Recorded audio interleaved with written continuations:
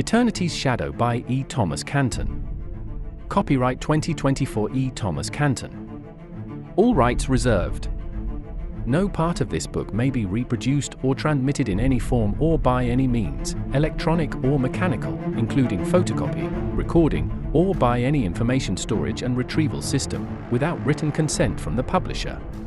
Credits. Voices by MURF.com. Sound effects from www.freesoundslibrary.com. And additional sound effects from www.zapsplat.com and pixabay.com. Music by www.zapsplat.com and IB Audio.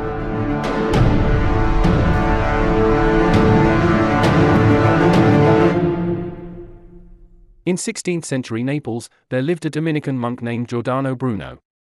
Near his 30th birthday, Bruno had a dream so startling that it would cost him his life. In this dream, he lived in a world beneath a dome of stars, the universe as the church had taught it during that period.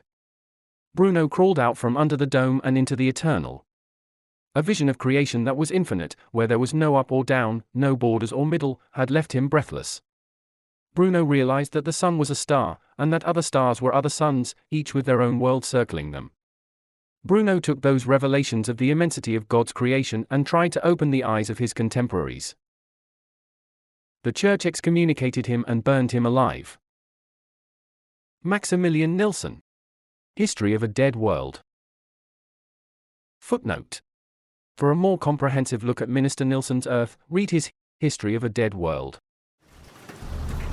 I parked in the rubble, near to the crumbling building entrance, and sat in silence, thinking about how much I wanted to take that stupid little car and drive. It's all so futile. I sighed before glancing at the thick folder on the seat beside me. The enigma of Brooke Adams had to be buried somewhere in that file. ADIMS? Had that been a spelling mistake? She was an orphan, but the church had redacted who her parents were, and what had happened to them. Brooke had become one of the world's true amnesiacs. True amnesia is rare in the extreme. This, despite pulp novels and cliched television shows, where the condition shows up to serve the plot whenever the writers run out of ideas. Her memories before university were non-existent.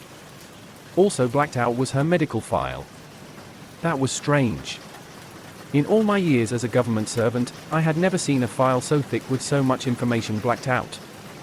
My curiosity got the upper hand, and I held the blackened pages up to the soft light of the cloudy sky, hoping for secrets to be revealed. I could, by squinting, and the use of a little common sense, make out certain words and phrases.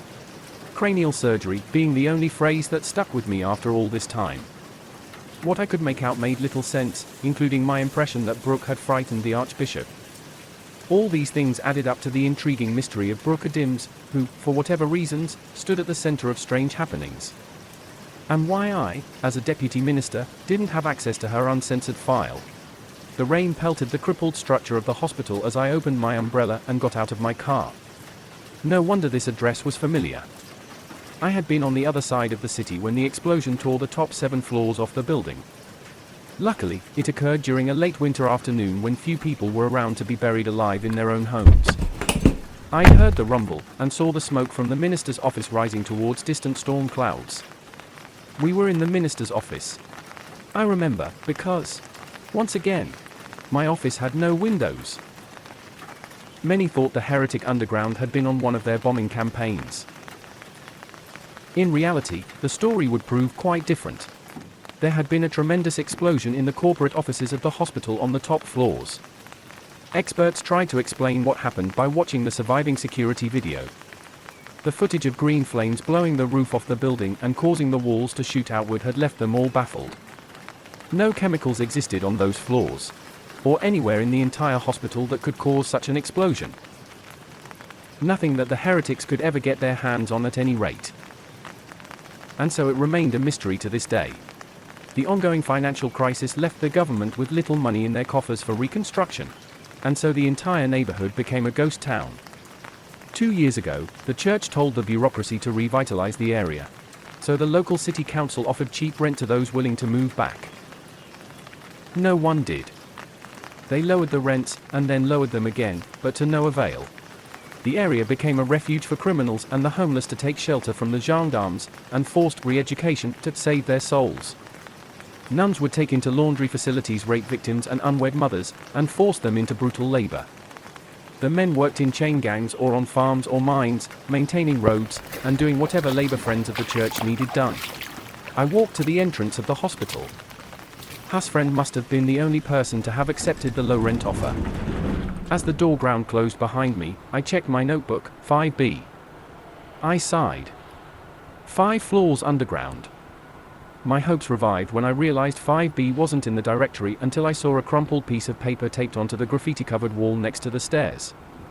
The red hand-drawn arrow pointed down. Below the arrow were the letters 5B. I sighed and walked down into the darkness. Bare incandescent bulbs at each landing illuminated the grimy walls surrounding me, while the stench of urine infested the stairs. None too soon, I stood before an old wooden door, its black paint chipped and peeling. A second torn, crumpled corner of newspaper taped to the door had 5B scribbled on it in black marker. This wild goose chase wasted my time. I couldn't bring myself to accept that on the other side of this door, Husfriend was about to rewrite the laws of the universe. I could not have been more wrong. Knocking, and opening the door. I stepped into the 5th basement below ground level and found myself inside a glass tunnel. Through the glass, I could see the cinder blocks of the basement wall, while, in front of me, a large 6-bladed aperture scraped open as I approached. Once through, the walkway became a bridge leading to a circular platform on the far side. On the platform stood Fen, and the other one. Husfriend looked over to see me enter. Minister, good to see you, she said, greeting me with all the sincere deference that my position dictated. Welcome to our lab. This is my assistant, Fen. Her assistant? I had misjudged the situation. In the Archbishop's office, I thought that Brooke had been Fen's assistant, as she did most of the talking. Smith, Brooke concluded after a considerable pause, during which she stared at Fen as if expecting her to respond. As I nodded in her direction, it occurred to me they must have known one another for some time. Only in relationships where two people know each other inside out do simple looks cause so much amusement. I reminded myself that it would be altogether too easy to dismiss the two girls as trifles. hello, Fen said with a sly smile aimed at Brooke. The bridge led me past a black and yellow warning track that ran around the rim of the platform's circumference. About half a meter inward sat a glass floor. Beneath that, a metallic red surface that dropped off to reveal a large circular glass tube. A blue or white, glowing substance swirled and curled around as it circled its container. Below the tube, I saw the cement floor. I now stood at the center of the platform. Composed of a black composite, 8 spokes stretched from the center to the circumference. There, they each slid under a large, hooded light that shone inward, back toward the center of the platform. A stand rose from the center, incorporating a computer within it while a keyboard and monitor sat on top. On the left side of the computer, a semicircular gearbox with makeshift levers made from golf clubs sat bolted to the deck. Turning behind me, I saw a large metallic circle that stretched almost as high as the circumference of the surface. Fixed on its interior, a second glass tube held that same blue or white substance swimming within it. Behind that, stood an enormous OLED screen, displaying a pulsing blue graphic, and at its center, the 6-bladed aperture I had walked through. The surrounding scene impressed me with the amount of work they must have put into it. That they had achieved what their summary sheet had set out remained too far-fetched to even contemplate. How it would play out, however, I couldn't say. Still, the time and money it must have taken to build the platform. I examined my hosts for a long moment and noticed something interesting. Why I realized then that her sweater had been home-knit, I didn't know. I recognized the home-knit appearance because my mother had become a prolific knitter herself. In fact, many of the clothes, mittens, and hats I wore as a child resulted from her knitting prowess. I also knew she became such a talent because, with our limited income, making clothes proved much cheaper than buying them. Truthfully, I found them much warmer during the winter than any store-bought clothes. At first, I berated myself for focusing on such a meaningless detail, but a thought struck me: Brooke had no mother, and she didn't look to me the type to knit. As I studied her further, I noted something that should have stood out before. The sleeves were too short for her arms. The The sweater itself looked new. I glanced over at Fen and realized that she wore an identical pullover in a different color. The sweater seemed the same size, but Fen's fit well. I concluded Fen's mother had knit both for Fen, and Brooke had borrowed one. Nothing unusual, but it made me curious. Most people try to look their best when a government official comes on business. When, as a field agent, I'd arrive to review an experiment, everyone would be too respectful, and would go too far out of their way to make the best impression possible. Of course, in reality, they reviled me as a representative of a fascist and corrupt state, but they wanted to avoid any trouble with the church. It took little more than to be noted for the inquisitors to summon you. And no one wanted that. So my question remained, why would Brooke choose something a size too small for my official visit? It's possible she didn't care, or she might have been trying to let me know I didn't intimidate her. The sweater may have also signified luck or had some sentimental value. In my mind, this option implied a fast friendship between the two women, or something a little more intimate. And, if that were true, well, another agent would turn them over to the gendarmes, but I couldn't put another family through what had happened to Jack and I. I had no real proof either way, but if true, it only deepened their mystery. Why would they antagonize the church, when the punishment for that kind of behavior would be far worse than conning the church out of money? I needed to get things moving so I could have some of my questions answered. I turned to Brooke. Well then, why don't we turn it on and see what it can do? The words were a formality, as no one by church law can begin something of this nature without supervision. Let me pause for a moment, and explain the relationship between science and the church, in case you are not from our world. Of course, if you were from our world, you'd be dead, and wouldn't much need an explanation. However, for the rest of you, people like Copernicus and Galileo had challenged the church's authority. This forced the popes of that period to co-opt scientific investigation in order to control it.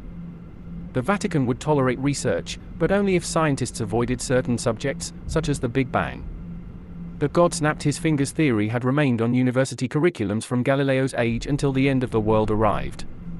And despite obvious evidence, no dinosaurs existed in the church's conception of history. Why? Because they weren't in the Bible, so they didn't exist. I only knew of their existence because I had been one of those who controlled the information. The ministry's basements contained thousands of file cabinets overflowing with scientific theories the church deemed too controversial. Scientific advancement led to unforeseen and ongoing social, economic, and political upheavals. Those changes never sat well with the more conservative members of society. Mass literacy and public education sprang from the invention of the printing press, while the invention of mass communication altered society with the free exchange of personal and political philosophies.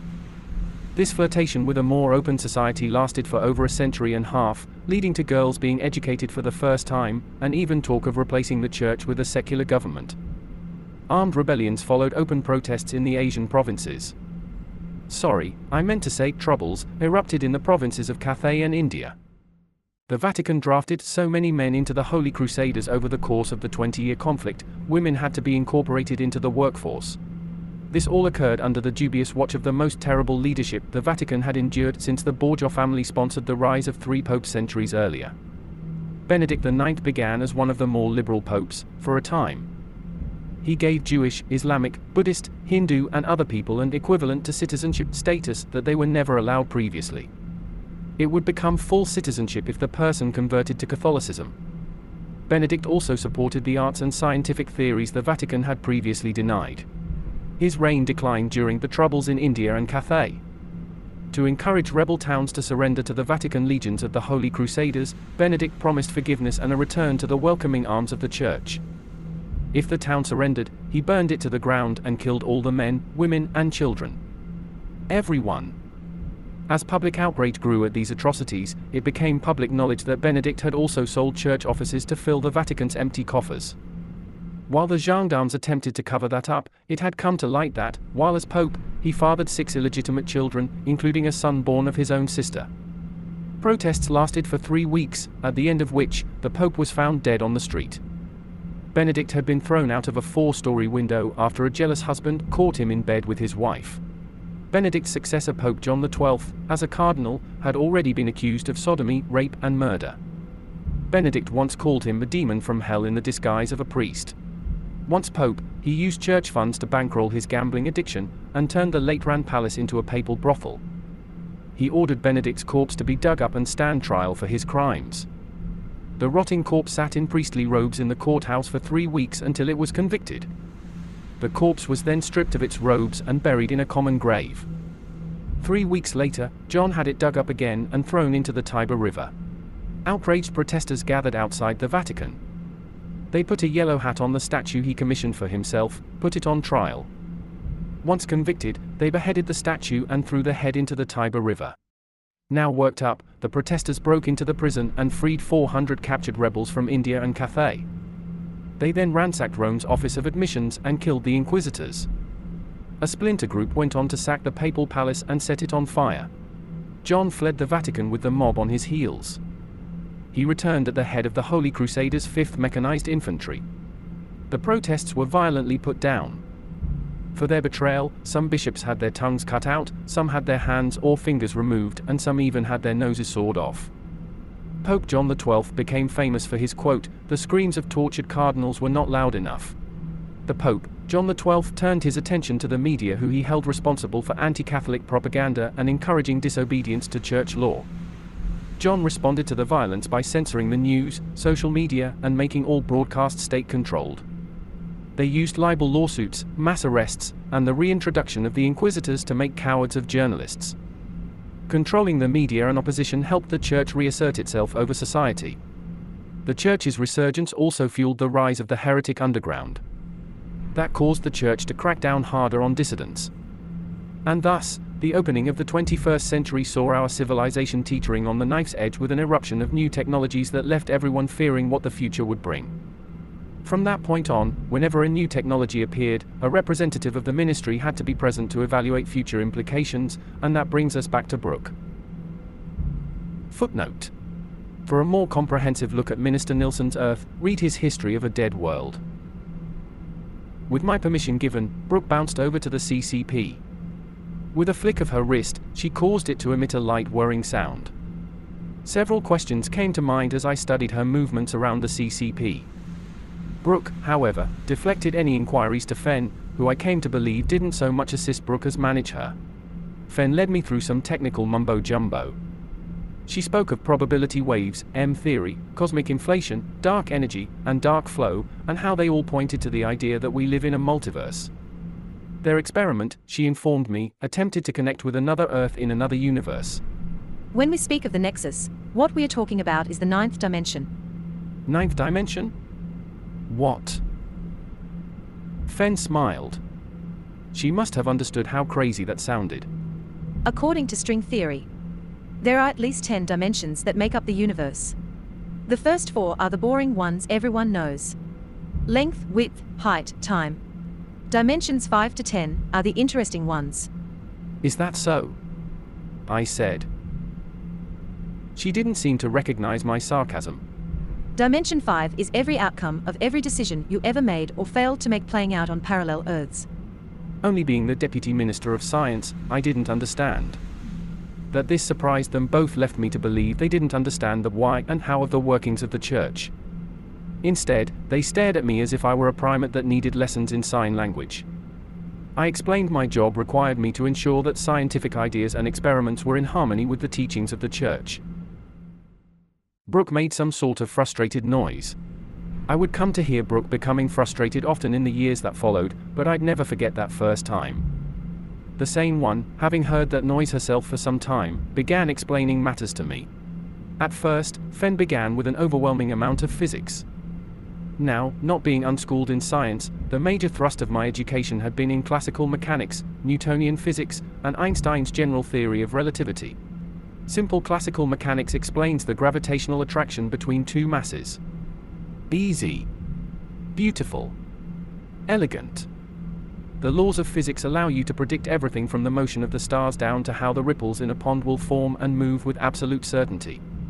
Quantum field theory, to me, might as well have been the tortured language of madness.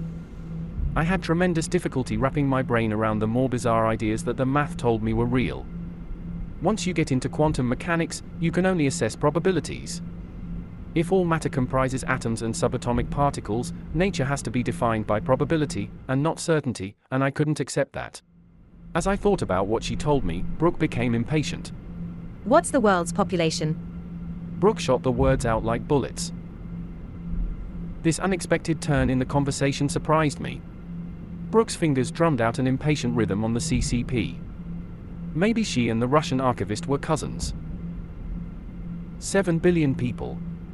I recited the latest census data, not understanding where Brooke's thoughts were going. Okay, and how long have people been on Earth? She asked. 6,000 years. I felt the situation getting out of my control, and so I towed the church line. No, I mean how long? Brooke's eyes drilled a hole right through me. I looked over at Fen. Judging from her expression, she never suspected that the official doctrines weren't the God's honest truth. I knew all the trouble I'd get into if the church discovered I made this confession. Well, I've heard rumors, of course, only rumors, that human beings have been around for about 1 million years. Think about that. 7 billion people all deciding things for around 1 million years, and each decision creating a different universe. I thought of how many decisions I'd made that day alone, and the number of alternative universes multiplied in my head with astounding speed. On every Earth in every universe, the same process plays out. The number of universes I counted in my head went from millions to infinity. Okay. You still with me? Yes, I get it. Okay, so 6 is the dimension that allows you to travel from one Earth to another. 7 is one step further that incorporates universes with different laws of physics. 8 incorporates all universes, regardless of the laws of physics or causality. And the 9th is not a physical reality. It's more like the organizational patterns that govern the dimensions below it. It allows us to move from one universe to another. You said you could do that in the 6th dimension. I thought I had found the first crack in this facade of an experiment. Yes, but you can't do it instantaneously. The 6th dimension is, by comparison, limited. You can only move from one universe to a second, and from the second to the third, and then from the third to the fourth, and so on. The 9th allows you immediate travel wherever you want in the multiverse. What's the 10th dimension? If physicists are correct, it allows access to any and every moment of time in every universe. But we don't have enough power to make the extra leap to that dimension. Are you being serious? This is all true what you're saying. The math says it's all true. If it isn't, the CCP won't work. As she spoke, I wondered why they would choose such a far-fetched concept to perpetrate a fraud. No one would believe it. Could that be what they wanted? Like how a talented magician focuses the audience's attention on one thing, while the real trick happened somewhere else. Could the sweater thing also be a misdirection, so I wouldn't see how their trick worked? This made more sense to me than anything else I'd thought of, and as a result, I only half listened to Fen's technobabble. Not knowing how the fraud would manifest itself, I focused on finding a clue to give me some sign of what might happen. Brooke turned a dial, flicked a switch, and typed something into the computer. The hairs on my arm stood on end as the air became electrified. The whirring noise emanating from the central control panel grew louder as the whole mechanism knocked like an old car. I thought I'd go deaf if it continued much longer. The next second, the world fell into silence, but it went beyond a simple absence of sound. We became engulfed in a stillness so profound you could hear a single hair floating through the air before settling on the floor. I looked around, wondering what had happened, but the more I looked, the more I came to understand that nothing had changed. Brooke leaped back to the CCP. A sound like a whip cracked right through my head, causing my ears to ring and my teeth to clench. That's when I saw it. I shouldn't have seen it at all, and I questioned my sanity. I tried to reason it away as a kind of magic trick that I had yet to discover the mechanism of. The basement had bright even lighting with no dark corners, and no fog or distance obscured my vision. To all appearances, 1 second, nothing, the next, a second OLED screen with its own 6-bladed aperture hung in midair. Impossible. Still, whatever had happened behind my back, so I still suspected they were making a fool of me. I could see no support beneath the screen and no wires dangling from the ceiling as I walked around it. No trapdoors or openings explained its sudden manifestation. It floated in the air with no visible means of support. A remarkable illusion. Fen called to Brooke twice before she looked up with a startled expression on her face. Now, I'm no theatre critic, but I have to confess to admiring Brooke's acting abilities. She appeared confused with the outcome of her own trick, while Fen screamed out loud in delight. I guess some people are easier to please than others. So, this is what all the fuss is about. I interrupted Brooke in mid-complaint, as she hadn't wanted an aperture to manifest. You just can't please some people. They didn't even seem to hear me. What's the problem with an aperture? Fen asked with disbelief. Well, nothing. I suppose. It's a good aperture. The lunatic said. But it's only an aperture. Little disappointing. That's all. Disappointing. Fen couldn't believe her ears. You only created a portal to another universe. That's all. Solid reason for disappointment. Well, that's the thing. It's not a portal. You know what I mean. It's only an aperture. An ordinary metal aperture. Same as any camera lens. Nothing special. I thought it made for an intriguing magic trick, but I wasn't falling for any of this nonsense. I admit these two con artists played their routine well. If I hadn't known better, I would have sworn they believed it all. Yeah, I guess I see what you mean. She said. Kind of anticlimactic. I couldn't help but wonder what they were after. Yeah, kind of. Brooke said. It's not even a wobbly, watery circular thingy. It's only... A second OLED screen appeared out of nowhere. 2 apertures. Brooke completed her thought. She and Fen became silent. Their reactions convinced me they hadn't expected this fresh development. Where's the other lead? I asked. In response to my query, Brooke responded in a manner that caused a shiver to run down my spine. She hesitated. I don't know. She said, half to herself. I turned my head back to the screens, only to discover 4 OLED screens now floating in front of us. Brooke? Fen said. It seemed as if every time we turned away, we'd turn back to discover more apertures hanging in midair. They're doubling every 3 seconds. Brooke said. After informing us of the obvious, she leaped back to the CCP. 16 apertures now hovered over the floor. The rainfall of OLED screens accelerated. Soon we could no longer keep track of their number. Okay, their little magic show is going to blow up, and I'm going to die. At least I don't have to go back to the office. That's when everything went black. The OLED screens with their individual apertures formed a globe around the platform, cutting off all external light. What's going on? I lost faith in my conviction about it being only a magic trick. Brooke, trying to make sense of the windstorm of data she received from the CCP, took a deep breath before looking around. The number of screens became so enormous, the ones opposite us came to resemble faint stars in the darkness. That's when I saw it. A brief grin crept across Brooke's face before flaring into a huge smile. Asking for an explanation now proved to be of no use, as she was congratulating her own genius. To my right, I saw Fen gazing in wonder at the screens all around her as she caught her breath. I remember what she had said about an infinity of Earths, and I now understood they didn't connect with only one world. They connected with all of them. Damn it. They had snared me in their little con, and I stuck my head straight into the noose. Determined to put an end to this, I turned the tables on the conspirators. Before I file my report, don't you think you should open one of those apertures and find out what's on the other side?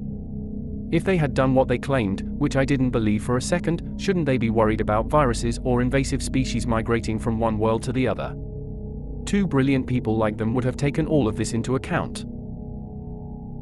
Footnote. I discovered much later that this was no mere thought experiment. The more interdimensional travel had become common, the more people came into contact with diseases that they had no immunity against. They had warned the Council of Earths it would only be a matter of time before a pandemic became inevitable. Unfortunately, the plaques hit before the Council had time to prepare. The transmission rate for the virus was near 100%. It had extreme arthritis-like pain in the joints and muscles that rendered the patient incapable of movement and always in excruciating pain.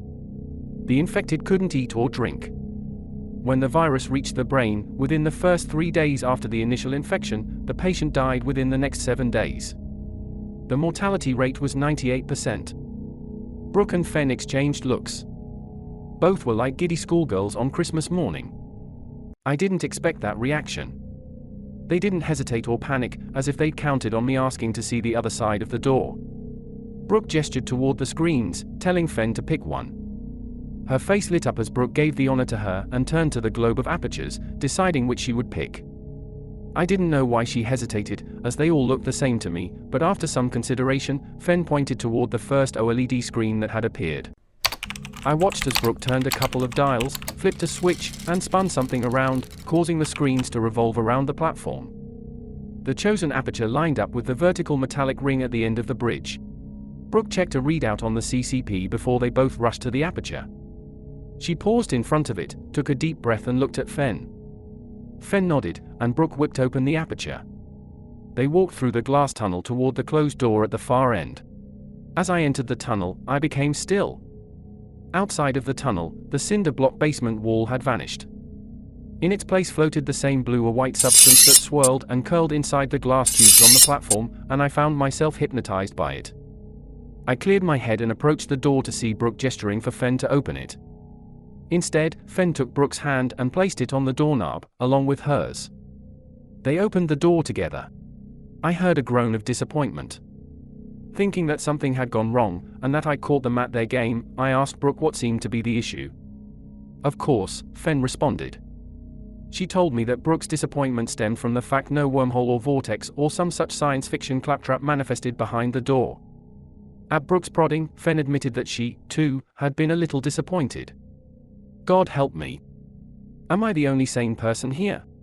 If no wormhole lay behind the door, the question remained, what could be there that would make me fall for this crap? I suspected a painted backdrop. I mean, I had to admit that it had been a brilliant charade, quite entertaining, and even a little exciting, but the time had come for it to end. Well, come here. Brooke called me over, to witness a massive cityscape unlike any other that I'd ever seen. Holographic imaging. It had to be. I examined my surroundings to locate the projectors, but saw nothing. The air on the other side smelled sweeter, cleaner. How were they arranging that? I reached through the door, expecting my hand to pierce the holographic image, but I touched what appeared to be a railing on a balcony. I touched it. My hand didn't pass through a projected image. Instead, I felt the cold texture of the red metal. Sliding my hand lower to the glass below the railing. It felt as though I were running my hand over a sheet of glass marbles. I raised my eyes to see what looked like towering stainless steel buildings of all sizes and shapes. Gigantic glass windows lined the towers, fading into the orange-black sunset. Each tower appeared taller than the last, and that's when I realized I must have been 70 or 80 floors up. I fell back. I find it embarrassing to admit, but I suffer from the most dreadful vertigo. Are you trying to make a fool of me? I said to them to hide my fear. You're the one working for the ministry. That's one thing that I've since come to love about Brooke, her brutal sense of humor. The love came later. At the moment, I only thought, what a smartass. You opened a door to the outside. That's not possible. Why not? Because our lab is 5 floors underground. Said Brooke. Underfunded, remember. Never go more than 3 floors underground. What did I not understand about that? Wide-eyed and wheezing, I turned my disbelieving face to the door, and beyond it to a whole new world. Horns honked, and people cursed as I cut off an entire line of rush-hour traffic to pull over to the side of the DVP. I had to. My breathing became labored and deep. Calming myself, I tried to remember the last time this happened. It must have been during my last weeks at university. My history exam had been the following morning. His exams were always difficult, and it didn't help that the professor hated me because of my habit of disagreeing with him. I felt he didn't have the complete understanding of the topic that someone in his position should have. His published works on the Industrial Revolution, for example, were all surface, and his conclusions infantile.